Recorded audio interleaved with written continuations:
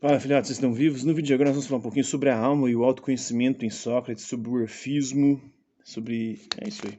Bora lá? Então, com Sócrates surge uma nova visão e um novo conceito para uma palavra que já era utilizada por vários poetas e escritores, a psique, que é o termo grego que traduzimos por alma.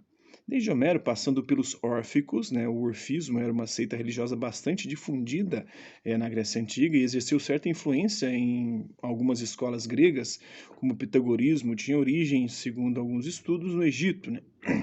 Nessa religião, nessa expressão religiosa, que teria Orfeu como seu criador, acreditava-se que a vida terrena era apenas uma preparação para a vida divina, a vida eterna, uma vida posterior só da alma, né, desprendida do corpo, que poderia ser alcançada através de ritos e de cerimônias. Depois o Platão vai dar também uma transformada nisso, dizendo que não eram os ritos e cerimônias quem faria com que a nossa alma pudesse voltar ao mundo inteligível ou ter uma vida gloriosa no pós-morte, mas o conhecimento que nos daria essa oportunidade de poder retornar ao mundo inteligível. Pelos físicos e poetas tem sim um significado para a palavra alma, porém sempre era um elemento indefinido, né? Mas tem a ver com a psique mais com o intelecto, né?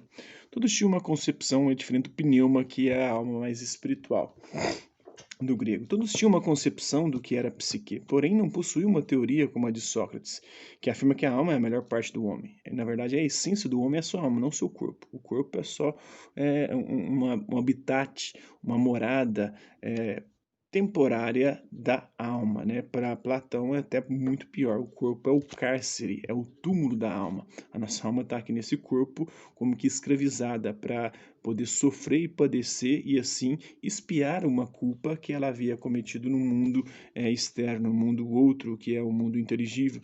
Ela teria, nesse mundo inteligível, em algum momento cometido uma espécie de pecado e de lá foi expulsa, e a condenação dela foi sofrer um ciclo de reencarnações para se purificar e poder para lá retornar. Né?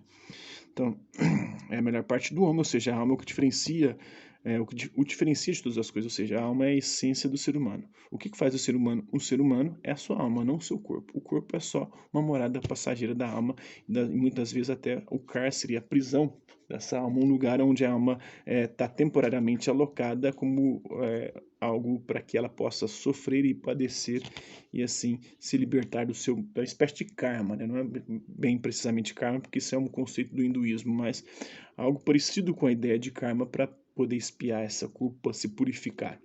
Para o filósofo, a alma coincide com a nossa consciência, pensante e operante, com a nossa razão e com a sede da nossa atividade pensante e eticamente operante. A alma é o eu consciente, é a personalidade intelectual e moral, segundo o Giovanni Reale, na sua obra História da Filosofia Antiga.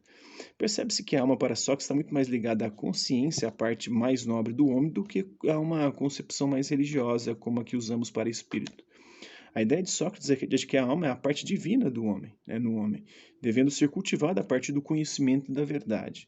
Já começa por Sócrates, e isso depois quem vai desenvolver mais vai ser Platão, até porque também o Sócrates que a gente conhece é muito mais o Sócrates de Platão, né? Apesar de que outros autores, né, no tempo de Sócrates também haviam falado dele, mas quem elabora mais precisamente ou que nos aproxima mais do Sócrates histórico talvez seja o próprio Platão, apesar de que não dá muito para diferenciar até que ponto é Sócrates falando e defendendo suas próprias ideias e até que ponto é Platão usando Sócrates para falar aquilo que o Platão pensava e acreditava. Né?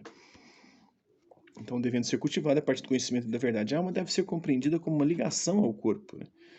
Mas, segundo o autor Werner Jaeger, corpo e alma devem ser entendidos como dois aspectos distintos da mesma natureza humana. Nesses aspectos distintos surge a ordem de valores apresentada por Sócrates, na qual a alma aparece no grau mais elevado e esta deve dominar o corpo. Portanto, a alma liga-se ao corpo, mas segue sendo superior a este. A filosofia de Sócrates é a filosofia do autoconhecimento, conhece a ti mesmo, né? Porque a verdade está dentro de nós, a verdade, a justiça e o bem, que é o mesmo que dizer conhecimento da alma, né? Conhecimento de si mesmo é conhecer sua própria alma, muito mais do que seu próprio corpo.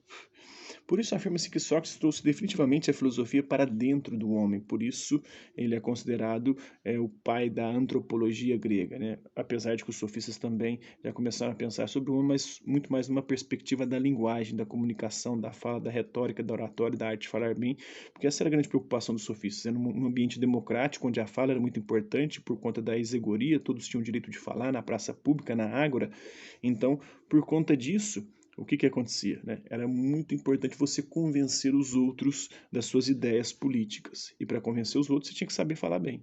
E por isso eles insistiam muito na retórica e na oratória, que é a arte de falar bem.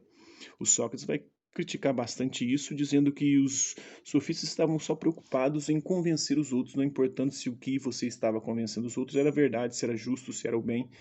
Eles estavam só preocupados, até porque os sofistas não acreditavam, na verdade, na justiça e no bem. Eles eram relativistas ou até nihilistas, como o Gorgias. O Gorgias não acreditava em coisa alguma, dizia que o ser sequer existe, né? Mesmo se existisse, ninguém poderia conhecê-lo.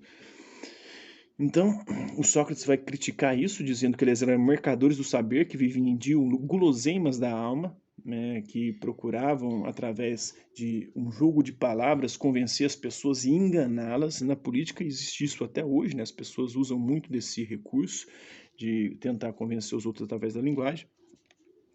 Então, ainda que os sofistas tenham inaugurado o período antropológico na filosofia, não buscaram entender o homem individual, como Sócrates, né, a alma humana, mas apenas os homens em geral em suas relações sociais e políticas. E dizendo que essas relações é que estabeleciam as convenções e por isso era importante você saber argumentar bem para poder mudar as convenções sociais, porque as convenções mudam à medida que o tempo passa, de acordo com a capacidade de convencer os outros que você possa adquirir e desenvolver ao longo da sua vida. Para Sócrates, não há como discutir justiça, virtude e política sem antes conhecer a alma do ser humano. Tem um mosaico romano que trata animais ouvindo o personagem mitológico de Orfeu, né? Existe a lenda de que Orfeu retornou do Hades e depois teria fundado um movimento chamado Orfismo. Inclusive ele foi para o Hades para tentar trazer de volta a sua amada, mas aí ele acabou olhando para trás, o Hades disse para ele, você pode sair, e a sua amada vai atrás de você, e ele ia tocando, né, porque ele conseguiu convencer o Hades através de tocar a sua harpa, a sua lira, né, ele era um grande músico e conseguia fascinar todos com a sua música.